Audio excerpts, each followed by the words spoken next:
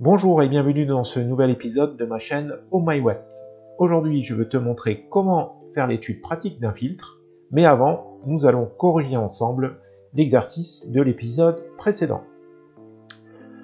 Dans le précédent épisode, je te proposais de calculer les différents paramètres d'un filtre actif passe-bas. Donc, le TV maximum, l'ordre du filtre, la fréquence de coupure et la fréquence unité, avec comme information les données suivantes: R1 1 kΩ, R2 10 kΩ et un condensateur de 22 nanofarad. Voyons si tu as trouvé les bons résultats. Donc pour tracer la fonction de transfert d'un filtre, donc là la fonction de transfert tracée asymptotique avec deux asymptotes, une horizontale et une oblique. Premier des paramètres à calculer, c'est le TV maximum, avec comme formule 20 log de R2 sur R1. R2 10 kΩ, R1 1 kΩ, donc le rapport des deux nous fait un rapport égal à 10. 20 log de 10, ça nous fait un TV max de 20 dB. Concernant l'ordre du filtre, je te rappelle rapidement la formule. Je prends le nombre de composants qui réagissent à oméga, je le divise par le nombre de pentes, que je multiplie par 20 dB. Donc là, dans notre montage, nous avons un élément qui réagit à oméga, à savoir le condensateur. Je le divise par le nombre de pentes. Là, on voit bien qu'un filtre passe-bas a une seule pente. Donc 1 divisé par 1, ça fait 1. Fois 20 dB, ça nous fait bien un filtre actif d'ordre 1 avec une pente de 20 dB par décade. Je rappelle également qu'une décade, c'est lorsque je multiplie par 10 une fréquence. Ensuite, la fréquence de coupure, donc 1 sur 2pi R2C, je remplace simplement par les valeurs, R2 10 kΩ et le condensateur 22 nanofarad. Donc je rappelle que dans les formules, la résistance est toujours exprimée en ohms, donc ce qui nous fait une résistance de 10 000 ohms, et donc 10 fois 10 puissance 3, ou alors ensuite pour le condensateur, 22 nanofarad. Donc 22, ça sera donc 22 nano, c'est donc 22 fois 10 puissance moins 9. Je fais mon calcul et j'aurais dû obtenir la fréquence de coupure qui est égale à 723,43 Hz. Et enfin, dernier point qui nous permet de tracer, faire ce tracé asymptotique, la fréquence unité. Donc fréquence unité, 1 sur 2pi R1C, le même principe, je remplace par les valeurs des composants, R1 1 kg et notre condensateur de 22 nanofarad, et tu devais obtenir la fréquence unité de 7234,31 Hz. Voilà, ça c'est la correction de l'exercice. Passons à présent à la partie pratique. J'ai réalisé ce montage donc sur le logiciel de simulation Multisim.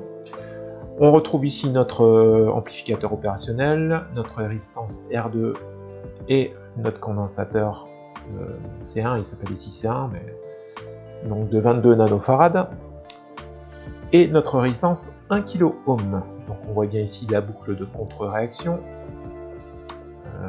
donc contre-réaction négative, ce qui nous permet de travailler dans la zone linéaire et d'amplification de notre amplificateur opérationnel.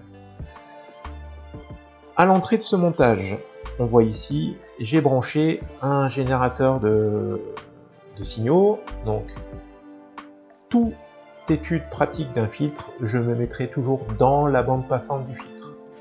Donc, la bande passante du filtre, c'est une fréquence à laquelle je suis sûr d'avoir le TV qui est maximum. Donc là, nous avons vu tout à l'heure que pour les très basses fréquences, nous avions un TV qui était maximum donc en partant de 0. Donc là, je me suis mis à 50 Hz.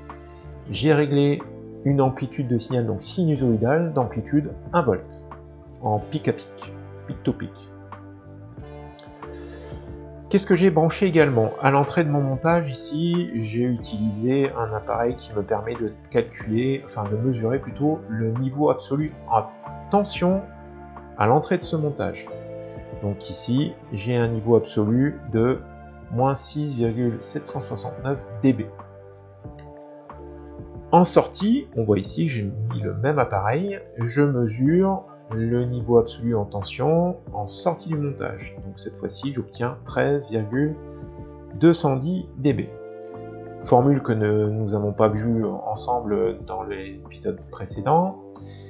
Le TVDB, on a vu une chose, c'était égal à 20 log de R2 sur R1. Autre formule à savoir, lorsqu'on utilise,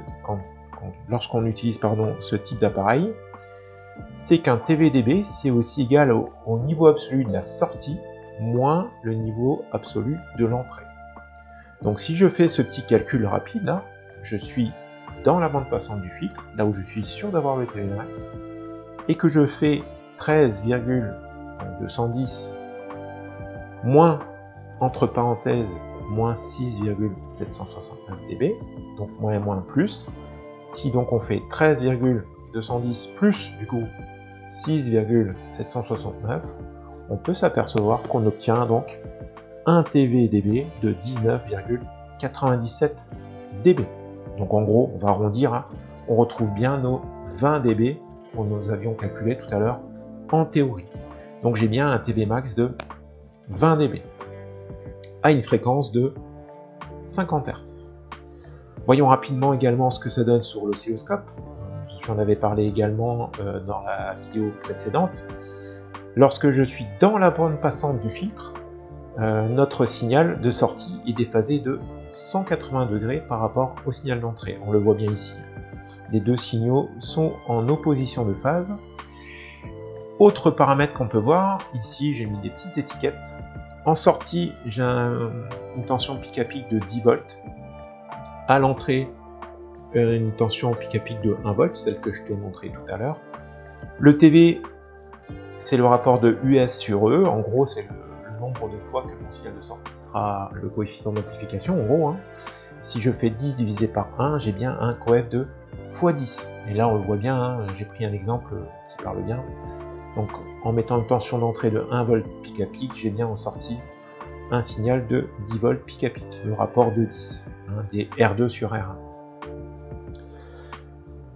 Voilà, maintenant, voyons si nous trouvons les valeurs qui se rapprochent de ce que nous avons calculé tout à l'heure, à savoir la fréquence de coupure. En théorie, nous sommes censés avoir 723 Hz. Donc la fréquence de coupure, je la trouve à quel moment? Lorsque mon TV est égal à TV max moins 3 dB. Donc si je fais TV max moins 3 dB, donc les 19,97 moins 3, donc 16,97. Ça, c'est ce qu'on est censé avoir sous le rapport de la sortie moins l'entrée. Donc il faudra que je me mette ici en sortie. Pour avoir ces 16,97, je devrais ici me mettre à 10,2 dB. Et on va voir à quelle fréquence je suis lorsque j'ai ici en sortie les 10,2 dB. Donc pour ça, je vais faire évaluer ma fréquence. Je vais jouer ici sur les dizaines et je vais augmenter ma fréquence. Donc on va déjà se rapprocher des 700 et quelques et on va ensuite affiner la fréquence. Voilà, je me mets à 730. Donc là, je suis un petit peu trop loin, donc on va affiner tout ça. Vous voyez, je change ici les digits. Donc je dis que je devais me mettre à 10,2, allez, je suis pas trop mal. On va pas chipoter. On va aller dans l'autre sens. Voilà, 10,2. Donc, grosso modo, je me retrouve avec mes 10,204 ici en sortie, moins 6,769. Donc vous voyez, on se retrouve à peu près à nos 16,97 dB. Je vais légèrement changer ma base de temps. Et on voit déjà que le signal de sortie ici commence à diminuer. L'amplification est beaucoup moins importante. Vous voyez ici, en sortie, j'ai du 7 volts pic à pic, alors qu'au départ, j'étais à 10 volts pic à pic. Donc là, je suis à la fréquence de coupure de 726 Hz. En théorie, j'avais trouvé 723. Donc on est plutôt pas mal. Il nous reste maintenant à déterminer la fréquence unité. Donc fréquence unité, je dois avoir un TV en dB égal à 0. Donc je peux afficher ici les 6,76. Donc si j'affiche ici 6,76 moins 6,76, on aura bien la sortie moins l'entrée qui sera égale à 0. Ou je peux aussi aller de manière un petit peu plus rapide. Le TVDB, quand il est égal à 0, c'est quand US égale UE. Donc la tension de sortie égale à la tension d'entrée. Logiquement, ça devrait avoisiner les 7000 Hz. Donc là, c'est pareil. Je vais jouer sur les dizaines ici. C'est parti, on va augmenter. Et je vais regarder à quel moment on a US égale UE. Voilà, donc 7 et quelques, on va monter, tac, voilà. Je vais changer les volts par division au niveau de mon oscilloscope. Comme ceci, je vais mettre les mêmes calibres. Voilà.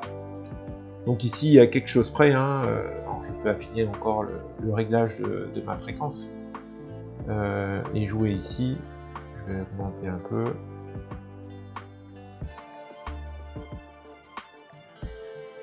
À quelque chose près, vous voyez qu'on a US et AU égale à UE.